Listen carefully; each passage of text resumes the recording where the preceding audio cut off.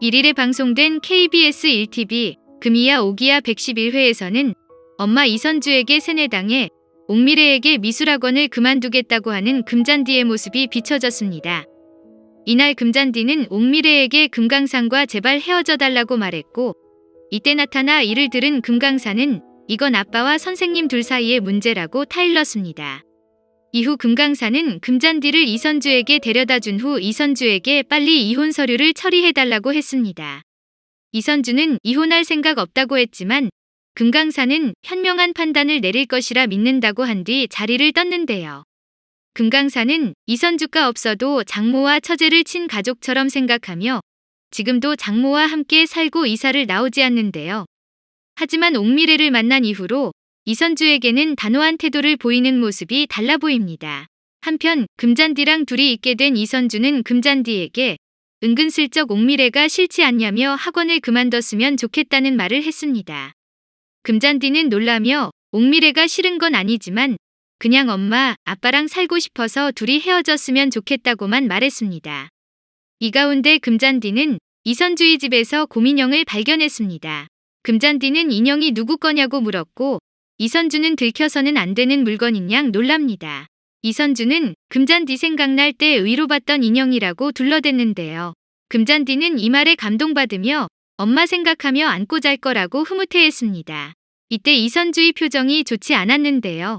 이선주가 어린이 취향으로 인형을 안고 잤을 리는 없고, 아무래도 이선주에게는 너무 아끼는 다른 아이가 있는 것으로 추측되는데요.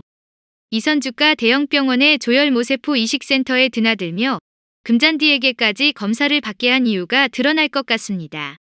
병원에서는 가족과 조혈모세포가 일치할 확률이 가장 높다며 가족에게 빨리 알리라고 했었지만 이선주는 걱정만 하고 있었는데요. 환자가 이선주 본인이라면 엄마와 여동생 이혜주도 있지만 가족들에게는 알리지 않았었죠.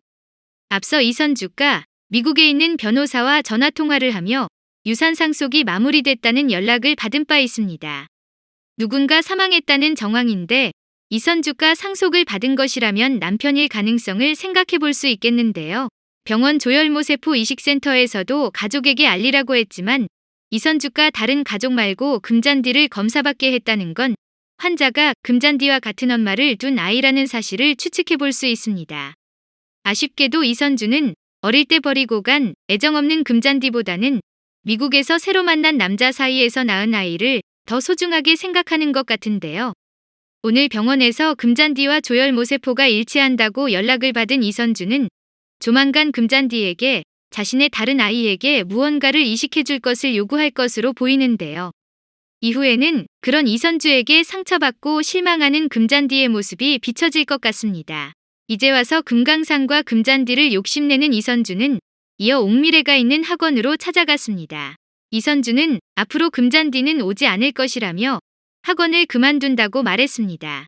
옥미래는 금잔디 위사가 중요하다고 했고, 이선주는 왜 이렇게 말귀를 못 알아먹냐며 이거 금잔디 결정이라고 했습니다. 옥미래는 전 금잔디에게 직접 확인하겠다고 했습니다. 이때 금잔디에게 문자가 왔고 학원을 그만두겠다는 내용을 본 옥미래가 놀라는 모습이 비춰지며 이번 화는 끝이 납니다.